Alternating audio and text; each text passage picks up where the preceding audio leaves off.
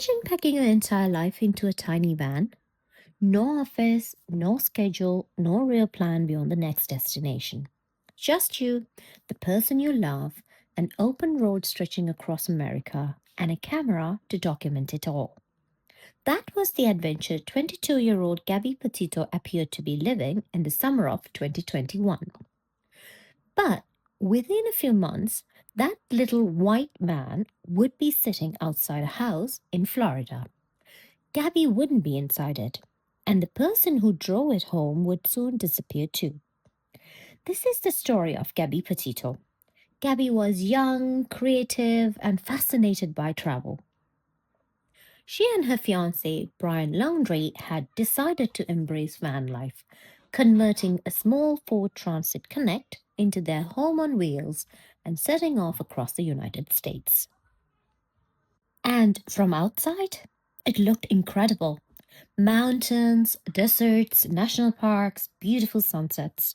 The kind of trip people watch online and think, I wish that was my life. But social media only shows you what someone chooses to put in the frame. And away from those carefully captured moments, there is signs that things weren't always as peaceful as they appeared. In August 2021, while Gabby and Brian were traveling through Utah, police received a report concerning an altercation involving the couple. Officers eventually stopped their van near Moab. The body camera footage from that encounter would later be watched by millions. Gabby was visibly emotional. She spoke about anxiety and described tension between herself and Brian. Brian also spoke with the officers separately. After interviewing them, police decided to separate the couple for the night. No criminal charges were filed from that encounter. And eventually, the road trip continued. At the time, it probably seemed like one difficult moment during a long journey. Nobody watching that traffic stop could have known what was coming. As August continued, Gabby remained in contact with her family. Then those communications began to change. Her mother later expressed concerns about messages received from Gabby's phone, and eventually the messages stopped altogether. Then, on September 1st, something happened that immediately raised questions. Brian Laundrie arrived back at his family home in Florida. He was driving Gabby's van, but Gabby wasn't with him. Days passed, her family couldn't reach her, and on the September 11th, Gabby Petito was officially reported missing. Suddenly, the beautiful road trip people had been following online had become a missing persons investigation. And then, the question spreading across America was incredibly simple. Where was Gabby? Investigators began reconstructing the couple's journey. They examined phone records, travel locations, witness accounts, and the places Gabby and Brian had visited. Meanwhile, Gabby's disappearance exploded across social media. Thousands of people began analyzing photographs, videos, and travel posts. Some of that online attention became speculation. But one piece of information proved genuinely important. Another traveling couple had been recording their drive through the Spread Creek camping area in Wyoming. Later, while reviewing their footage, they noticed something. Parked beside the road was a small white van, Gabby's van. That footage helped investigators identify an area connected to the couple's travels. Search team concentrated their efforts around Wyoming, and then on September 19th, the search reached the outcome Gabby's family had desperately hoped would never come. Human remains were discovered in the Spread Creek area. Authorities later confirmed they were Gabby's. She was just 22 years old. A coroner determined that Gabby had died by homicide. And while her family was grieving an unimaginable loss, investigators still had another major question. Where was Brian Laundrie? Because by then, Brian had disappeared. His family said he had gone to Florida Nature Reserve and had not returned. What followed was another enormous search. Police, federal investigators, and specialist teams spent weeks searching difficult Florida terrain. The case was now everywhere.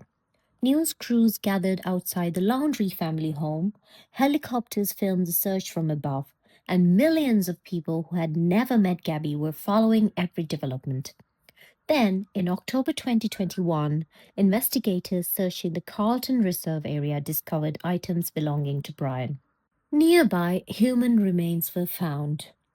They were later confirmed to be Brian Laundrie's. Authorities determined that he had died from a self-inflicted gunshot wound. But among the belongings recovered was something that would become particularly important: a notebook. Months later, in January 2022, the FBI announced the conclusion of its investigation. According to the FBI, written statements discovered in Brian's notebook included his claim of responsibility for Gabby's death. Investigators said they had not identified anyone else directly involved in her death. That brought the federal investigation toward its conclusion. But it didn't end everything surrounding the case. Legal disputes involving Gabby's parents, Brian's parents, and the handling of events surrounding the investigation continued afterward. There was also scrutiny of the mob police encounter and difficult questions about whether things could have unfolded differently. Those questions became part of a much larger conversation surrounding Gabby's story. But there is something important to remember here. Gabby Petito should not simply be remembered as a young woman from the van life murder case, because her family has worked to make sure her name represents something more. Following her death, Gabby's family established the Gabby Petito Foundation. The foundation works to support organizations assisting victims of domestic violence and families dealing with missing loved ones. It also promotes education and awareness around recognizing unhealthy and abusive relationships. And through that work, Gabby's story has been connected to people whose names may never receive millions of searches, television cameras, or worldwide headlines. Because every missing person is somebody's daughter, somebody's son, somebody's sister, brother, parent, or friend. And every one of those families deserves to be heard. Gabby's case began as the story of a young woman traveling across America chasing an adventure. Then the photographs stopped, the messages stopped, and the entire world started asking where she was. But maybe the most important part of Gabby's story isn't the van. It isn't the notebook. And it isn't the man responsible for ending her life. It's what her family chose to do after losing her. They made sure that when people say the name Gabby Petito, the conversation doesn't have to end with how she died. It can also continue with the people her story might help. Gabby was 22 years old. She had places she still wanted to see, photographs she hadn't taken yet, and an entire future she never got the chance to live. So, when we remember this case, let's remember her too. What part of Gabby's story has stayed with you the most? And do you think the enormous attention surrounding her case ultimately helped bring greater awareness to other missing persons and domestic violence cases? Let me know what you think in the comments. And if you want to support Inkvestigation, please like, follow, and share the story. Because sometimes sharing a story helps make sure someone isn't forgotten. This is Inkvestigation. Until next time, stay curious.